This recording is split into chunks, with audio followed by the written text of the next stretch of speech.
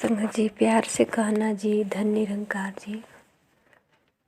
साथ संगत जी, जिस तरह से जूते के अंदर कंकड़ जब छोटा सा टुकड़ा पड़ जाता है तो पाँव में बार बार चुभने लगता है। जितनी कदमें बढ़ाते हैं पाँव में चुभ जाता है कांटा, चलने नहीं देता। साथ संगत जी, चाहे कि कोई एक कदम आगे बढ़ा ले, कहीं सफ़र कर ले पैदल, तो नहीं कर पाएगा, क्योंकि जो कंकड़ जूते में पड़ा है ना, वो चुभ जाता है बार बार पाँव में। साथ संगत जी, इसी प्रकार संतों का मत रहा है कि जीवन में जब किसी व्यक्ति के अहम का भाव उठता है तो ये अपने जीवन का यात्रा आनंदपूर्वक नहीं तय कर पाता है। साथ संगत जी, संपूर्ण हरदेव वाणी का 143 पद है। पाँव में कांटा चुभ जाए तो कितनी पीड़ा देता है, चैन नहीं लेने देता है, सुख सारे हर लेता है। साथ संगत जी कहते हैं कि कंकड़ जूते में आए तो सांस नहीं लेने पाते, पीड़ा से चिल्ला उठते हैं जो जो कदम बढ़ाते, एक कदम भी नहीं चल पाते, क्योंकि जूते के अंदर जो कंकड़ है ना, वो पाँव में चुभ जाता है। साथ संगत जी, इसी प्रकार कहते हैं कि इसी तरह से रोग अहम का जब मन को लग जाता है, मानव नित्य तड़पता रहता, चैन नहीं ले पाता है। साथ संगत जी, जब अहम का रोग लग जाता है, जैसे किसी पे गुस्सा करना, किसी से नफरत करना, किसी को चोट पहुंचाना, किसी को सताना, किसी को ठुकराना, उससे दूरियां बनाना, ये सब एक तड़प है। साथ संगत जी, किसी से अगर सोचे कि इससे हम दूर रहेंगे तो सोचते तो हैं कि दूर रहेंगे, दूर हो भी जाते हैं, पर सच पूछें तो दिल से तो दूर हो ही नहीं पाते। शरीर को भले ही अलग रखें, पर हर समय ध्यान उसी का बना रहता है, उसी के बारे में कोसते रहते हैं। हमेशा दिमाग में एक खुराफात भरा रहता है, उसने ऐसा किया इसलिए उसे छोड़ दिए, उससे त्याग दिए, इस तरह का भाव बना रहता है। किसी को दुखी करते हैं तभी नहीं चैन मिलता, दुखी दे करके सोचते तो हैं कि उसे जो है दुख देंगे ना तो हमें खुशी मिलेगी। दुख देते हैं स्वयं को खुश रखने के लिए, पर सत्संग जी क्या होता है कि खुश नहीं रह पाते, अभी भी कोसते हैं। चलो अच्छा हुआ उसको ऐसे किया, चलो अच्छा हुआ उसको ऐसा किया। सत्संग जी, किसी प्रकार से चैन नहीं मिलता,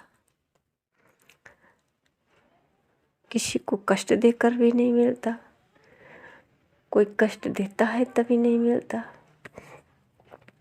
दूर रहकर भी नहीं मिलता। सत्संग जी, जब ये सारे अंदर से कचरा निकल जाता है, जिस तरह से जूते से कंकड़ निकल जाता है, सदगुरु कहते हैं कंकड़ और कांटा निकले तो दर्द से राहत मिलती है, अहम अगर मिट जाता है तो कली हृदय की खिल जाता है। और ये तब संभव होगा, रोग अहम का मिट जाता है, गुरु को वैद्य बनाने से, मन होगा हर देव निरोगी, नाम की औषधि पाने से। सत्संग जी, जब जूते से कांटे निकल जाता है तो अब चलने में कोई कठिनाई नहीं होता, दर्द खत्म हो जाता है, क्योंकि पाँव में जो चुभ रहा था वो तो निकल गया। इसी प्रकार सत्संग जी एक गुरु है ना, तो सत्संग जी मन के सारे अहम भाव को निकाल देते हैं और सत्संग जी निरोगी हो जाता है मन, केवल नाम की औषधि कहते हैं पाने से। ये जिस तरह से औषधि डॉक्टर से लेकर के पी करके शरीर को स्वस्थ करते हैं, इसी तरह से नाम रूपी औषधि गुरु से प्राप्त करके जीवन को सुखमय बना लेते हैं। सत्संग जी जो ब्रह्म रूपी अंधकार मन में है, ये सब दूर हो जाता है। निरंकारी मिशन का नारा है ब्रह्म की प्राप्ति, ब्रह्म की समाप्ति।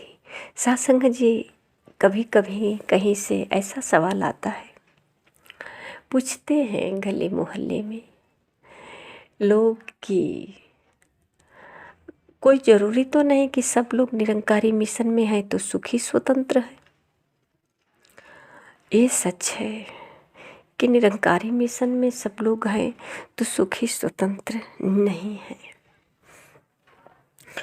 तो ये भी हो सकता है कि जिस तरह से पाँव में जूता है पर कंकड़ भरा हुआ है तो चलने में कठिनाई हो रही है, संभाल संभाल कर चल रहे हैं। इसी प्रकार मिशन में हैं, शायद बात समझ में नहीं आई होगी, हो सकता है बात समझ में आई होगी, फिर समझ लेने का अहम चढ़ाव होगा। ज्ञान काफ़ी हो जाना भी एक अहम का रूप धारण करता है।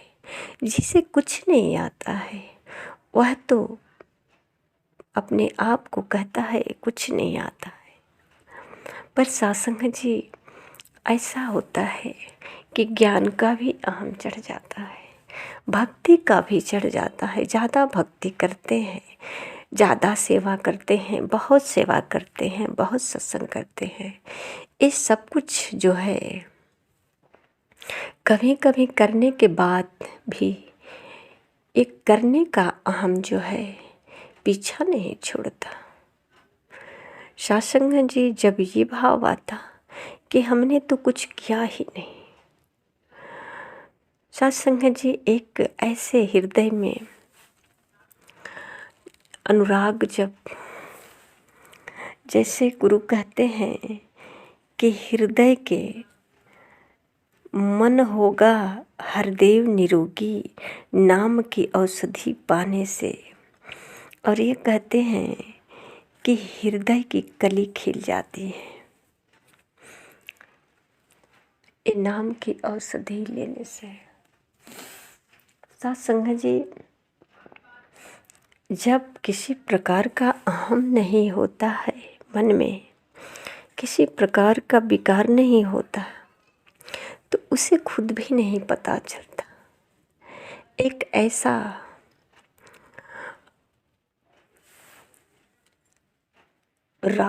अनुराग होता है मन में, विरह होता है।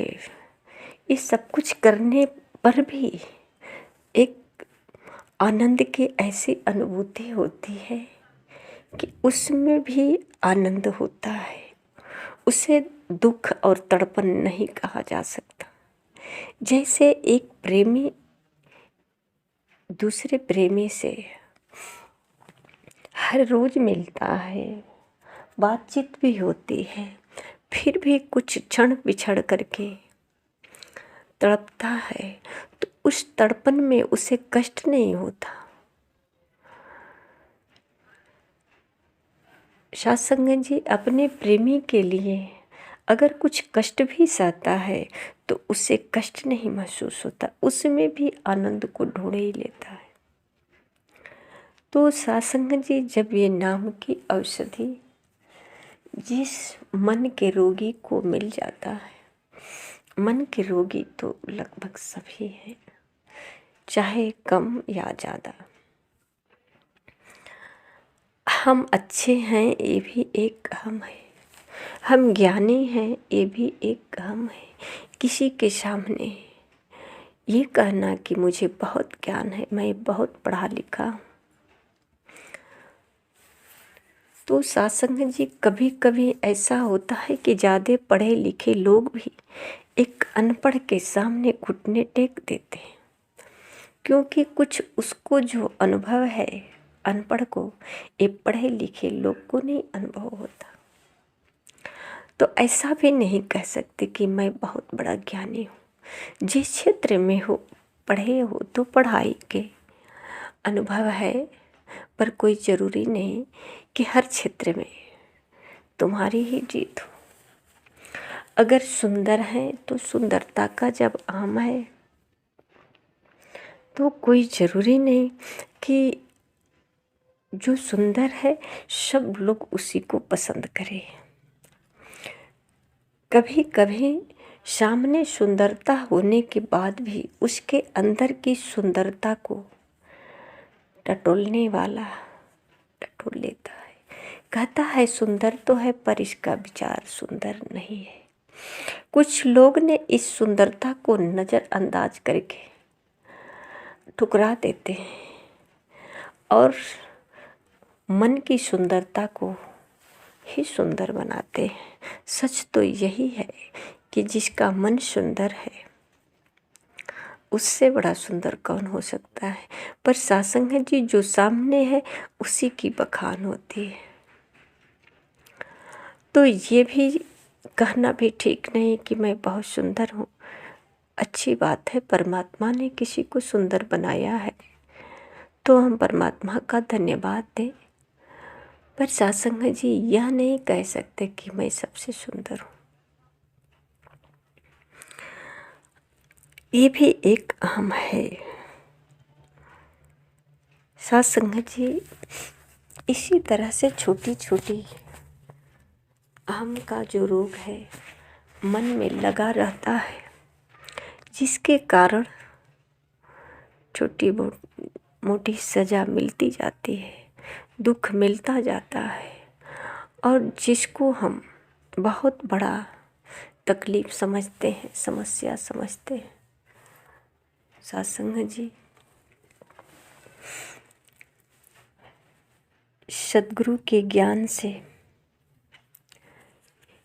यही सीखने को मिलता है कि इस संसार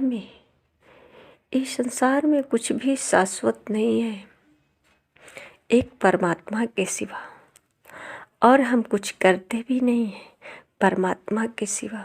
सब कुछ हो रहा है, नहीं समझ में आता इसलिए कि किसी ने समझाया नहीं, गुरु मिला नहीं।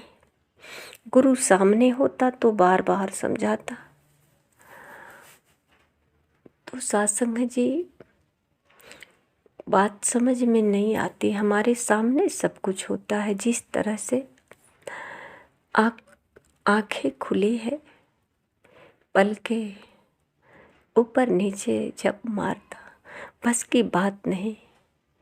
कुछ क्षण रोक सकते हैं पर निरंतर नहीं।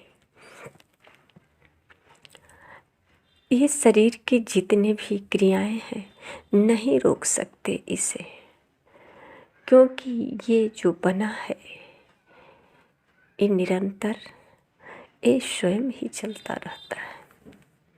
इस पर कोई कंट्रोल नहीं कर सकता। इसको रोकना मतलब दुख को बुलावा देना होता है। सत्संग जी कुछ भी नहीं करते, ये बात समझ में आती है। एक कर्ता का भाव से मुक्ति मिल जाती है कि ये करण करावन हार तो सब परमात्मा है। मुझे तो एक कठपुतली की तरह केवल नाटक के रूप में दिखाने के लिए रखा है। जब ये बात समझ में आती है कि हमारे जीवन की डोरी सदगुरु के हाथ में है, परमात्मा के हाथ में है, ये जैसा चाहे वैसा कराए। कभी कभी अनुभव भी होता है कि हम तो चाहते कुछ और थे पर हो कुछ और जाता है। तो सत्संग जी, ये कहना तो ज्ञान से पहले की बात है। ज्ञान लेने के बाद ऐसा नहीं होता। सब कुछ समझ जाते हैं कि करण करावनहार यही है, परमात्मा है, यही किया होगा। अगर अच्छा हुआ तो वह भी परमात्मा से ही हुआ। जो कुछ भी हो रहा है सब परमात्मा से ही हो रहा है। सत्संग जी, ये भी बात आती है कि सारी जो गलतियां हो रही हैं परमात्मा की ही वजह से हो रही है। सत्संग जी, क्या गलतियां की सजा नहीं मिलती? गलती जो करता है उसका दंड तो मिलता है ना। एक व्यक्ति कहता है कि इंसान अपने कर्मों का फल यहीं पे भोगता है। तो इस भोगने नाम का जो है, जो बिस्तर पे पड़ जाता है बीमार पड़ के, उसको लोग कहते हैं बहुत पाप किया था, भोग रहा है। सत्संग जी, केवल वही भोगना नहीं होता। अगर बिस्तर पे पड़ गया तो भोग रहा है। बहुत सारी ऐसा कष्ट है, जिसको बच्चा नहीं है तो बच्चे का कष्ट है कि नहीं है, जिसके पास धन नहीं है तो उसे कष्ट है कि नहीं है, जिसके परिवार में प्रेम व्यवहार नहीं है, व्यवहार न होने के साथ वजह से घर में कलह कलेश निरंतर, ये नरक की तरह, क्या ये भोगना नहीं हुआ? ये भी तो एक कष्ट है। स्त्री का विधवा होना, ये भी तो एक कष्ट है। क्या इसे नहीं कह सकते कि ये किस जन्मों का पाप है? हर एक इंसान को दंड मिलता है, पर सत्संग जी, नज़र वही आता है जो बिस्तर पे पड़ता है किसी बीमारी के कारण, तो कहते हैं कि भोग रहा है। भोग तो सभी रहे हैं। किसी के पास धन है तो स्वस्थ नहीं, स्वस्थ है तो धन नहीं, सुंदर है चरित्र नहीं, चरित्र है सुंदरता नहीं, जोड़ी नहीं, विद्या नहीं, ज्ञान नहीं,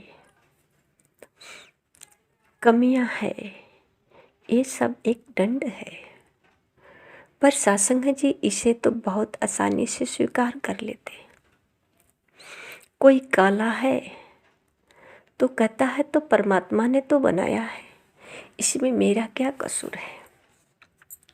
स्वीकार कर लिया, कुछ नहीं कर सकता, कोई उसके पास उपाय नहीं है कुछ करने का।